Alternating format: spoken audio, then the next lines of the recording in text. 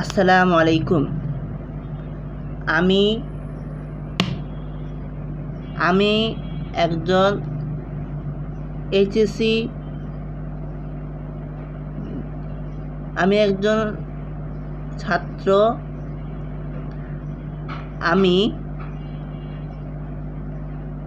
গত বছর 2024 সালে এইচএসসি। আসসালামু আলাইকুম ওয়া রাহমাতুল্লাহি ওয়া বারাকাতুহু। আমি গত বছর 2024 সালে এইচএসসি পাস করেছি। আমি জানি পরীক্ষার সময় আমার মনোভাব, আমি যখন এসএসসি এবং এইচএসসি পরীক্ষার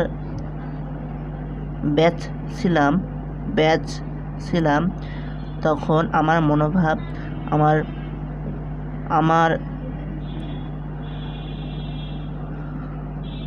পরীক্ষা নিয়ে অনেক ভয় ছিল, নার্ভাস ছিলাম, ভয় লাগতো।